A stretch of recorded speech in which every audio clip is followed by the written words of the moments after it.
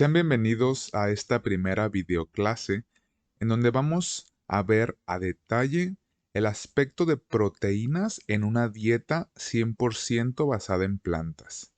Siempre es la pregunta al respecto en una dieta vegana o vegetariana, el de dónde se obtiene una buena proteína. En este video estaremos viendo qué diferencias hay entre una proteína vegetal y una animal. ¿Qué es el valor biológico de una proteína? ¿Y qué podemos hacer para tener un aporte proteico de buena calidad y también considerando la cantidad? Vamos a ir paso a paso revisando los detalles que tenemos que conocer para poder comenzar a comer de una manera óptima en cuestión de una buena nutrición proteica en una dieta 100% basada en plantas. Sin más dilación, vamos a ver cuánta proteína necesita una persona adulta. Por ejemplo, en este caso tenemos una persona de 70 kilogramos, ya adulta que no necesita proteína para desarrollarse ni crecer, y se calcula que necesita entre 0,66 hasta 1 gramo de proteína aproximadamente. Aquí lo calculamos como 0,8 gramos de proteína por kilogramo de peso. Si pesa 70 kilos, necesita 56 gramos de proteína. Ahora pasemos a revisar esta tabla donde se muestra el contenido de proteína de diferentes fuentes vegetales por 100 gramos de alimento. Es decir, esta tabla nos da un porcentaje de proteína por el tipo de alimento. Por ejemplo, tenemos el caso de la papa, que tiene 2,5% de proteína. De modo que para llegar a consumir 11 gramos de proteína, necesitaríamos 680 gramos de papa cocida, por lo cual probablemente no será nuestra principal fuente de proteína. En cambio, tenemos otros alimentos con mayores concentraciones de proteínas, como el tofu, la semilla de calabaza, el cacahuate, leguminosas y cereales. Con una buena selección de alimentos podemos llegar a cubrir estos 56 gramos de proteína con relativa facilidad. Pero aquí cabe preguntar, ¿es suficiente con cuidar los gramos de proteína que estoy consumiendo o hay que cuidar algo más? La cuestión es un poco más compleja que solo cubrir los gramos de proteína. No es lo mismo, por ejemplo, una proteína de soya que una de maíz. Sus concentraciones de aminoácidos van a ser diferentes, van a haber ciertas variaciones. Bueno, entonces tenemos que las proteínas son como unas cadenas y cada eslabón que los une a toda la cadena de lo que están hechas son aminoácidos, que son estas estructuras moleculares que vemos en la diapositiva. Se sabe que el cuerpo humano utiliza 20 diferentes tipos de aminoácidos para hacer las proteínas necesarias para el funcionamiento de nuestro organismo. Y gracias a que nuestro organismo tiene una capacidad de transformar estos aminoácidos, solamente necesitamos enfocarnos en consumir en una cantidad adecuada 9 aminoácidos. A estos se les ha llamado aminoácidos esenciales porque estos no se pueden fabricar a partir de otras cosas. Es decir, si no consumimos estos aminoácidos esenciales en cantidad suficiente, vamos a tener una deficiencia en ese tipo de aminoácido. Entonces, estos aminoácidos van a ser las bases para construir las proteínas. Pero si nos falta al menos un aminoácido esencial que esté en suficiente cantidad, nos va a limitar la producción de proteínas. Por ejemplo, yo tengo una fábrica de automóviles y tengo todos los materiales para hacer automóviles, pero no tengo las suficientes llantas. O sea que me están limitando las llantas para hacer toda mi producción. Si yo tuviera para hacer 100 automóviles y solo tuviera para ponerle a esos 100 automóviles a 50 llantas, pues los otros 50 automóviles no los voy a poder vender, no me van a servir hasta que estén completos con todo y llantas. Pues es igual en el caso de las proteínas.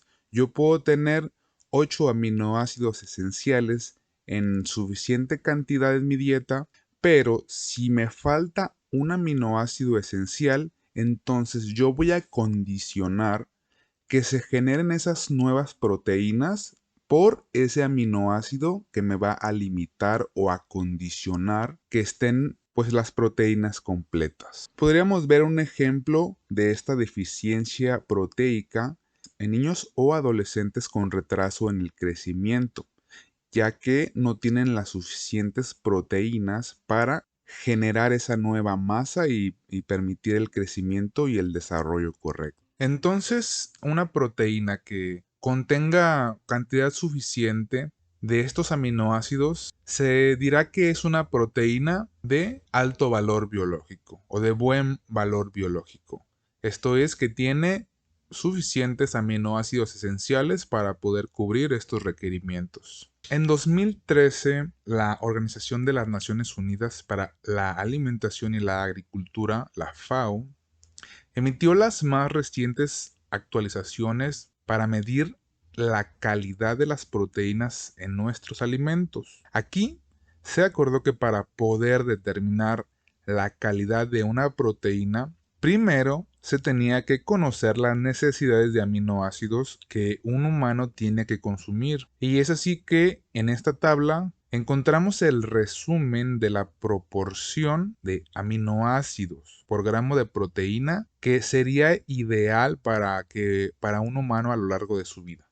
En el caso de los lactantes, por ejemplo, en esta primera fila, aquí tenemos cada uno de los aminoácidos en estas columnas y en las filas nos muestra cuántos miligramos por gramo de proteína serían los ideales para que un lactante de 0 a 6 meses tuviera una nutrición correcta. Y bueno, estos datos de infantes salen de la composición de la leche materna. Es por eso si comparamos con el grupo de 6 meses a 3 años, es más alto y también es más alto en relación con niños mayores a 3 años, adolescentes y adultos. Vemos que entre más joven, a menor edad, es mayor el requerimiento de aminoácidos por gramo de proteína. Bueno, una vez definidos cuáles son los requerimientos por edad de un ser humano para que se desarrolle correctamente, podemos comenzar a valorar la calidad de las diferentes proteínas que tenemos disponibles para la alimentación. Se acordó entonces que el estándar para valorar una proteína sería el DIAS, que en español significaría algo como puntuación de aminoácidos indispensables digeribles. Y bueno, vamos con calma, vamos a ver qué significa esto. Pero esto va a estar en relación, recuerden, con las necesidades que tiene un ser humano para alcanzar un desarrollo correcto a lo largo de su vida y mantener sus funciones vitales. Entonces tenemos que el DIAS nos da el porcentaje de aminoácidos que una proteína de cierto alimento contiene en relación con la necesidad de acuerdo a la edad. Por ejemplo, un valor de días de 100 nos va a indicar que la proporción de aminoácido por gramo de proteína es excelente y una puntuación mayor a 75 nos indica una buena fuente de proteína. Valores menores a 75 no son considerados buenas fuentes. Vamos a ver un ejemplo de esto. Tenemos el caso, por ejemplo, de un niño que su principal fuente de proteína es de maíz y de trigo. En gramos de proteína la cantidad suficiente. Entonces preguntamos, ¿cuál es el valor biológico de esta proteína? ¿O será adecuada esta proporción de aminoácidos en relación a estos requerimientos que nos da la FAO? Pues vamos a checarlo en la siguiente diapositiva. En esta tabla podemos ver cuáles aminoácidos están relativamente bajos, que están aquí. Ahora cambian de lugar, estas son estas filas para cada aminoácido. Y acá tenemos el maíz y el trigo.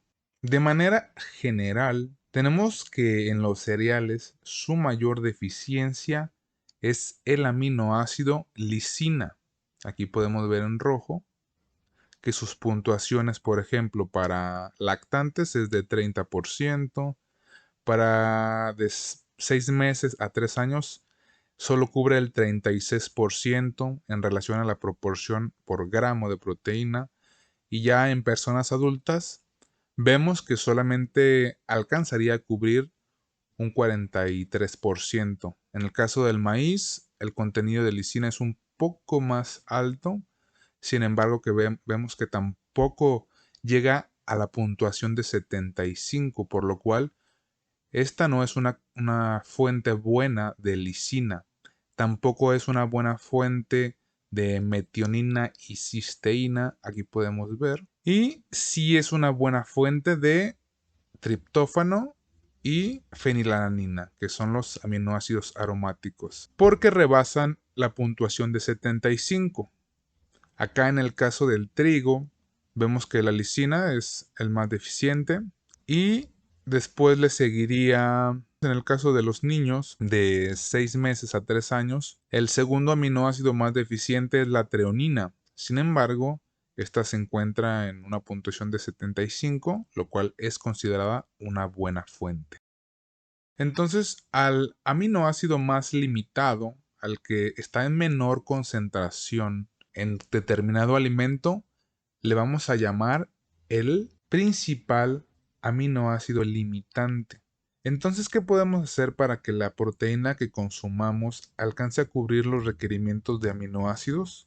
Pues debemos de tomar conciencia de qué grupos de alimentos podemos combinar para que nuestra proteína sea de mayor valor biológico. Vamos a ver, en esta tabla nos muestra esta columna, por ejemplo, el valor días. O sea, estamos hablando de cuál es el principal aminoácido limitante. Nos está dando el valor numérico del principal aminoácido que está limitando que ésta sea una mejor proteína, porque va a estar deficiente principalmente en lisina. Vemos que esta es proteína de maíz. Al ser un cereal, su principal aminoácido limitante es la lisina, seguido del triptófano, por ejemplo, en este caso. Vemos el caso de el arroz. También su principal aminoácido limitante va a ser la lisina, pero tiene un poco más que el maíz. Y vemos que los demás aminoácidos están en una proporción buena, ya que rebasan la puntuación de 75 y tiene una concentración excelente de triptófano, de fenilalanina y tirosina, de metionina y cisteína. En el caso del trigo, también su principal aminoácido limitante es la lisina. En la proteína de hemp, los corazones de hemp, vemos que también se comporta como un cereal, donde su principal aminoácido limitante es la lisina. Y aquí tenemos las habas, que este ya no es un cereal, este es una leguminosa, que se caracterizan por tener una concentración buena a excelente de lisina.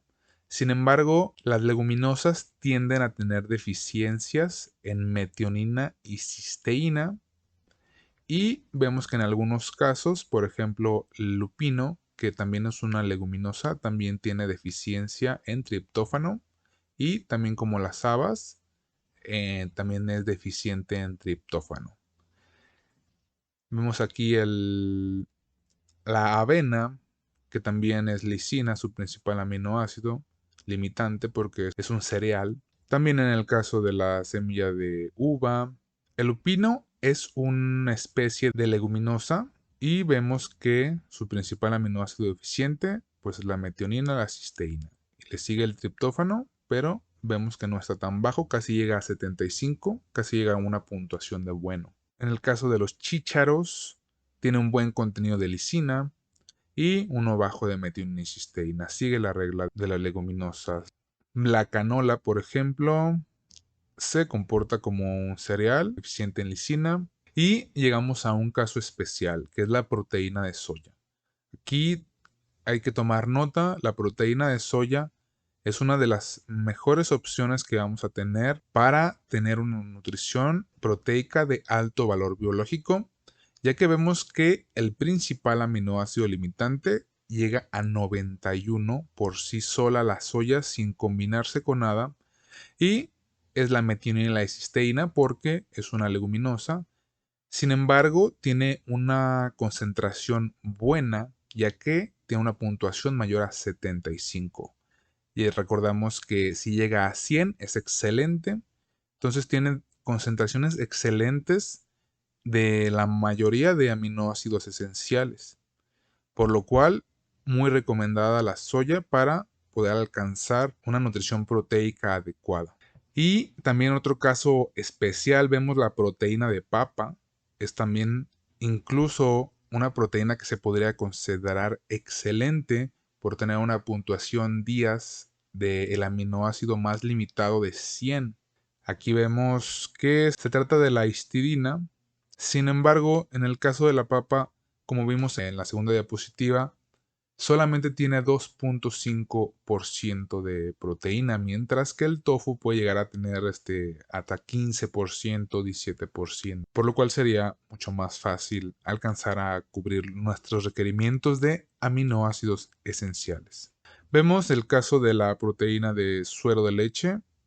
Realmente no alcanza a llegar a... Es una buena proteína, pero no excelente.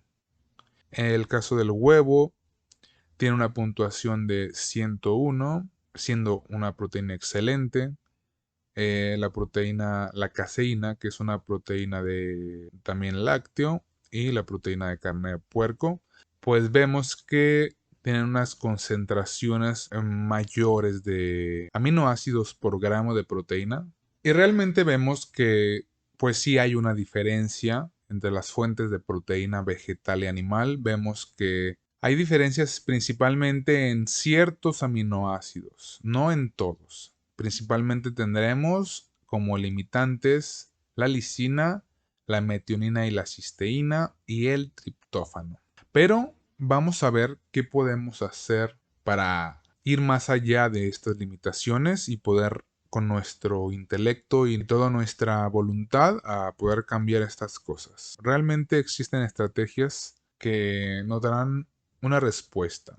Entonces vamos a ver qué es lo que podríamos hacer para que nuestra proteína de origen vegetal tenga un valor días mayor, o sea, que tenga un valor biológico mayor, un valor biológico bueno en cuestión de proteínas y que no nos haga falta ningún aminoácido esencial. Y la respuesta que se nos da es que lo mejor que podríamos hacer es realizar mezclas en proteínas que se pueden complementar mejor y así elevar el valor días, o sea, del aminoácido más limitado. Por ejemplo, en esta tabla nos dan un ejemplo de cómo cambian las concentraciones de aminoácidos si hiciéramos una mezcla de proteína de chícharo y de proteína de arroz. Vemos en el extremo este de la izquierda una fotografía aquí en niveles, esto es el días, nos va a indicar las concentraciones de los diferentes aminoácidos en la proteína de chícharo. Esta 100% pura, pura proteína de chícharo, sin mezcla. Y acá en este eje nos está mostrando el porcentaje de mezcla que se va haciendo con proteína de arroz, en donde aquí tenemos 0% de proteína de arroz y acá tenemos el 100% proteína de arroz. Es decir, que en el 100% de proteína de arroz solo habrá proteína de arroz y nada de chícharo. Y veamos, por ejemplo, en el caso del chícharo, la concentración más baja de sus aminoácidos, recordamos, es metionina y cisteína. Y en el caso del arroz, el valor más bajo nos los da para lisina.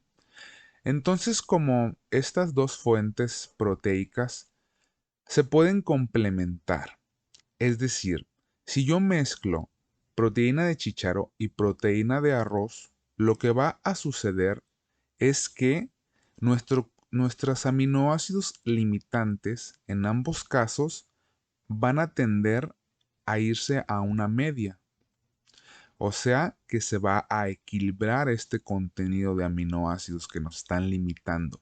Para eso hicieron esta gráfica y a través de análisis matemáticos pudieron determinar que la mejor mezcla para tener una proteína del mayor valor biológico que se pudiera tener con arroz y chícharo es una mezcla en la que lleva el 41% de proteína de chícharo y un 59% de proteína de arroz. Y tenemos que para conseguir 20 gramos de proteína de esta mezcla, tendríamos que consumir 180 gramos de chícharos más 600 gramos de arroz. Esto es porque en la tabla nos está únicamente dando valores de gramos de proteína, no nos está dando gramos de alimento. Entonces vemos que necesitamos mucho más arroz en relación a los chícharos porque el contenido de proteína en el arroz es también de aproximadamente 2.5%, similar al caso de la papa. Para finalizar este video les quiero mostrar esta tabla que me di a la tarea de calcular, en donde se muestra la proporción ideal de mezclas de fuentes proteicas que podemos hacer para elevar al máximo el valor días que nos da el valor del aminoácido más limitado. Y estos cálculos de alimentos nos darán 20 gramos de proteína ya con estos gramos de alimento. Esto con la finalidad de alcanzar 60 gramos de proteína en 3 tiempos de comida. Y nos basamos en las necesidades aproximadas de una persona adulta de 70 kilogramos que requiere aproximadamente 56 gramos de proteína al día. Con lo cual 60 gramos ya nos estaremos pasando un poco y lo cual será bueno para que se complementen estos aminoácidos esenciales. Vamos a ver el ejemplo de la soya más lenteja más avena, la cual tuvo el mayor valor días, es decir, que tuvo la mejor proporción de aminoácidos para satisfacer nuestras necesidades. Vemos, por ejemplo, en esta tabla, soya nos da valor de días de 95 y aquí tenemos los alimentos que son a base de soya que podemos combinar. Por ejemplo, 15 gramos de soya texturizada equivalen a 35 gramos de soya cocida y equivalen a 35 gramos de leche en polvo, equivalen a 70 gramos de germinado de soya o 55 gramos de tofu. Es decir, de nuestra soya tenemos que tomar uno de estos alimentos para combinarlo con uno de los alimentos que son de fuente de lenteja, que podrían ser 90 gramos de lenteja o 90 gramos de germen de lenteja. Y para después combinarlo con la avena, que pudieran ser 70 gramos de harina de avena o 50 gramos de avena cruda. De esta manera ya podríamos comenzar a tener una mejor nutrición proteica, en donde vemos a detalle los gramos de alimentos que podemos ir incorporando para que el valor de nuestra proteína se incremente. Recordemos que la proteína de soya por sí sola es de una buena fuente de proteína, así como la proteína de papa.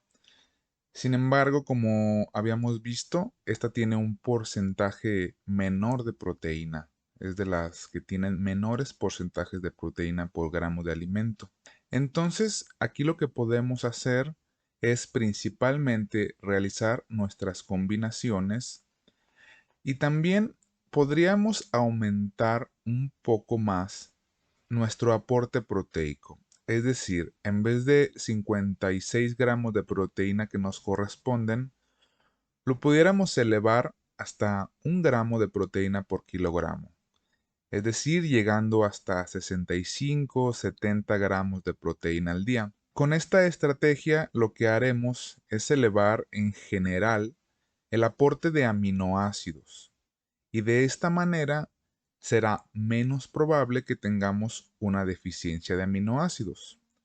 Además, si tomamos en cuenta estas combinaciones, será muy probable que tengamos en cantidad suficiente nuestros aminoácidos esenciales. Posteriormente, estaremos subiendo recetas y más información que tenga en cuenta el valor días para que puedan llevar una alimentación balanceada y saludable 100% a base de plantas. Si te quedó alguna duda de estas explicaciones o te gustaría saber más acerca de algún tema involucrado con la nutrición a base de plantas, no dudes en dejar tu petición en la sección de comentarios.